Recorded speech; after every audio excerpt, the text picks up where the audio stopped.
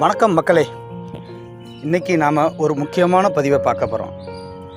இது பார்த்திங்கன்னா சாலை ஓரங்களில் அப்படியே ரோட்டோரமாக பார்த்திங்கன்னா வச்சுங்க, அப்படியே வளர்ந்து அப்படியே கிடக்கும். அந்த செடி ரோட்டோரமாக வளர்ந்து கிடக்கும். தரிசு நிலங்களில் தானாக வளரக்கூடிய செடி தான் இந்த செடி. என்னென்னு பார்த்திங்கன்னா கங்கா துளசி, காட்டு துளசி, பேய் துளசி என்ற வெவ்வேறு பெயரில் வந்து இதை அழைக்கிறாங்க. பார்த்திங்கன்னா உங்களுக்கு சரி அப்படியே எவ்வளோ நேரம் வளர்ந்துருக்கு பார்த்திங்களா. இதோட பூ பார்த்திங்கன்னா ஊதா நிறத்தில் இருக்கும். பார்க்குறதுக்கு சூப்பராக இருக்கும், அருமையாக இருக்கும். இது மருத்துவத்துறையில் வந்து ஒரு முக்கிய பங்கு வகிக்குன்னு சொல்லலாம். ஒரு அற்புதமான மருந்து தான் இந்த கங்கா துளசி. எப்படி இருக்குன்னு பாருங்கள், அருமையாக இருக்குல்ல. மாட்டிட்டீங்களா. Super super super. ஒன்றும் பண்ண மாட்டேன், விட்டுறேன். Very good very good. இது வந்து தட்டான் பாருங்கள், எப்படி இருக்குது பாருங்கள், அழகாக இருக்கா. விட்டுறலாமா? Hi, super super. அப்படியாப்பட்ட இந்த கங்கா துளசியோட மருத்துவ பயன்கள் என்ன அப்படிங்கிறதான் நாம் இன்றைக்கி இந்த பதிவில் பார்க்க போகிறோம். இதோட மருத்துவ பயன் என்னன்னு பார்த்தீங்கன்னா, கொசு தொல்லை இருக்குது பார்த்தீங்களா. வீட்டை சுற்றி கொசு இருக்கும், கொசு தூங்க முடியாது, நம்மளை தொல்லை பண்ணிகிட்டு இருக்கோம். அந்த கொசுவை விரட்டக்கூடிய தன்மை கொண்ட செடி தான் இந்த கங்கா துளசி. இதை வந்து நம்ம இதை பாருங்கள் கீழேருந்து பார்த்தீங்கன்னா வரும், அப்படியே தண்டு பகுதி ஃபுல்லாக வரும். அதிலேருந்து அப்படியே நீங்கள் இதை வந்து பிடுங்கணும். அப்படி பிடுங்க முடியலன்னா அப்படி வேணால் ஒடிச்சிருங்க. இந்தமாரி ஒடிச்சிங்கன்னா இந்தமாரி கிடச்சிடும் நமக்கு செடி. பாருங்கள் இவ்வளோ நீளம். இந்த இலையெல்லாம் அப்படியே உதுத்துட்டு இந்த தண்டு பகுதியை தான் சிறு சிறு துண்டாக நறுக்கி நிழலில் உலர்த்தி வச்சுருங்க. நிழலில் உலர்த்தி வச்சுட்டு நல்லா ஒரு மிக்சியில் போட்டு பொடியாக்கி வச்சுட்டு அதுக்கப்புறம் நீங்கள் என்ன பண்ணுன்னா, மாட்டு சாணம் இருக்குது பார்த்தீங்களா, விராட்டின்னு சொல்லுவாங்க. அந்த விராட்டியை நல்லா உதுத்து அதையும் மைய வச்சுக்கிட்டு ரெண்டையும் மிக்ஸ் பண்ணி ஒரு சாம்பிராணி செய்கிறாங்க பாருங்க, அந்த பதத்துக்கு நீங்கள் செஞ்சு வச்சுக்கிட்டு நீங்கள் வீட்டில் கொளுத்துனீங்கன்னு வச்சுக்கிங்க, மணமாகவும் இருக்கும்.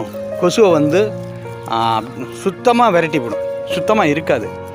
ஒரு அற்புதமான செடி தான் இந்த கங்கா துளசி. இதோட செய்முறை வந்து இப்படி தான் செய்யணும். அருமையாக இருக்கும். வாசனை வந்து செம்மையாக இருக்கும். நீங்கள் இந்த இலையை நீங்கள் மோந்து பார்த்தீங்கன்னாவே வாசனை செம்மையாக இருக்கும். அதான் நீங்கள் வீட்டில் கொளுத்துனா எப்படி இருக்கும் வச்சிங்கன்னு வச்சிங்க, கொசு ஒரு பொட்டு கொசு வராதுங்க. சுத்தமாக விரட்டும் தன்மை கொண்டது தான் இந்த கங்கா துளசி. பேய் துளசி பேரை பார்த்தீங்களா, பேய் துளசி. பேய் ஆட்டம் ஆடும், கொசுவை விரட்டி அடித்து துரத்தி விட்டுரும், வீட்டுக்குள்ளே அண்டை விடாது. அப்படியாப்பட்ட சிறப்பு வாய்ந்த ஒரு செடினா தான் இந்த பேய் துளசி. இப்படி தான் நம்ம செய்யணும். கொசுவை விரட்டக்கூடிய தன்மை கொண்ட செடி தான் இந்த பேய் துளசி. அடுத்ததாக பார்த்திங்கன்னா, விவசாயத்தில் பூச்சிக்கொல்லி மருந்தாக பயன்படுத்தலாம். ஒன்றும் இல்லைங்க, இந்தமாரி கிடைக்கும், செடி நிறையா கிடைக்கும். இதை நல்லா எல்லாத்தையும் கொஞ்சோண்டு ஒரு அருவா வச்சு வெட்டி ஒரு பெரிய டப்பில் வந்து தண்ணியை ஊற்றி இந்த செடியை வந்து நைட்டு ஃபுல்லாக ஊற வச்சுருங்க. ஊற வச்சுட்டு காலையில் வந்து இந்த செடியெல்லாம் தூக்கி போட்டுட்டு அந்த தண்ணியை வந்து ஸ்ப்ரே மிஷின் இருக்கும், அதில் ஊற்றி நீங்கள் எந்த செடி, பருத்தி செடியாக இருக்கட்டும், மிளகாய் செடியாக இருக்கட்டும், அவரை செடியாக இருக்கட்டும், எந்த செடியாக இருந்தாலும் சரி, அந்த செடிக்கு வந்து ஸ்ப்ரே மூலம் இது பூச்சிக்கொல்லியாக பயன்படுத்தும் பொழுது அதில் ஏற்பட்டிருக்கக்கூடிய பூச்சியை வந்து அழிச்சிரும். செடி நல்லா வளர வைக்கக்கூடிய தன்மையை வந்து ஏற்படுத்தும் இந்த கங்கா துளசிங்க. ஒரு சிறந்த ஒரு பூச்சிக்கொல்லி மருந்தாகவும் நாம் விவசாயத்தில் இதை பயன்படுத்தலாம். கிராமத்து சைடு பார்த்திங்கன்னா மேக்ஸிமம் காட்டு துளசின்னு தான் அழைப்பாங்க.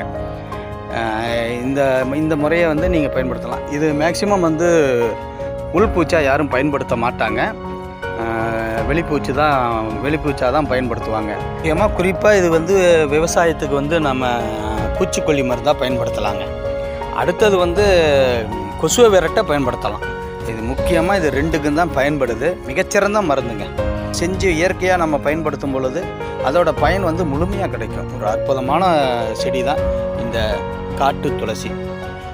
இது வரைக்கும் இந்த காட்டு துளசியோட மருத்துவ பயன்கள் என்ன அப்படிங்கிறத பற்றி இந்த பதிவில் பார்த்தோம்.